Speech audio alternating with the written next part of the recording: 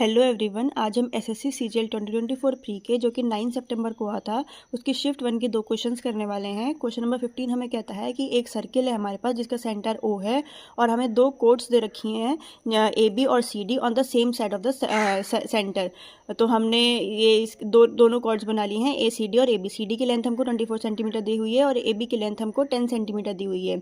हमको दिया हुआ है कि ओ पी एक परपेंडिकुलर है जो ए बी को पी पर टच करता है और सी डी को क्यू पर टच करता है, और हमको इन दोनों के कॉर्ड्स के बीच का जो डिस्टेंस है वो 7 दिया हुआ है। तो हमको फाइंड करना है डायमीटर इस सर्कल का। अब डायमीटर के लिए हमारे पास रेडियस होनी ज़रूरी है, और रेडियस हम कैसे निकालेंगे?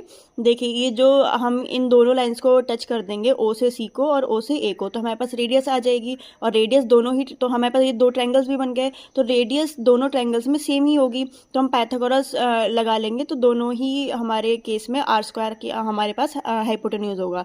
तो आर स्क्वायर यहाँ पे ट्रायंगल ओ सी क्यू में R square equals to x square plus C Q square. C Q की लेंथ हमारे पास क्या होगी? देखिए, जब सी डी की लेंथ 24 है और हमको पता है कि जो परपेंडिकुलर होता है सेंटर से वो उस कॉर्ड को बाइसेक्ट करता है, यानी कि 24 थी तो 12 इसकी सी क्यू की लेंथ आ जाएगी, तो यानी कि एक्स स्क्वायर प्लस 12 आ गया।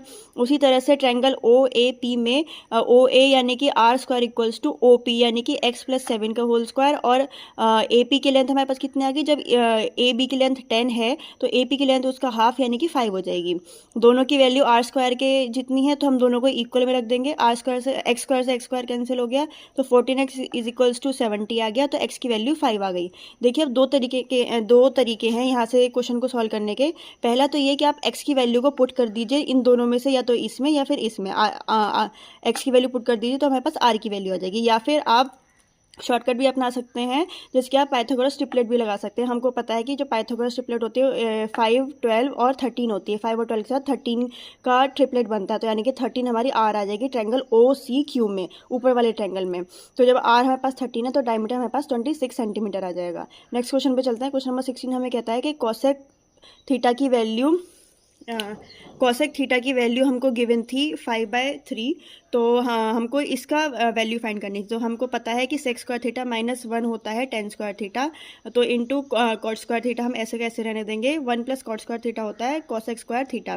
Ten square theta into cot square theta 1 होता है, और इंटू में यहाँ पे कोसेक स्क्वायर थीटा ऐसे कैसे ही आ जाएगा, यानी कि हमारा जो आंसर होगा वो कोसेक स्क्वायर थीटा होगा। यानी कि, और कोसेक थीटा की हमारे पास वैल्यू है ऑलरेडी गिवन है, तो 5 का स्क्वायर अपॉन 3 का स्क्वायर हो जाएगा, यानी कि 25/9 हमारा आंसर हो जाएगा।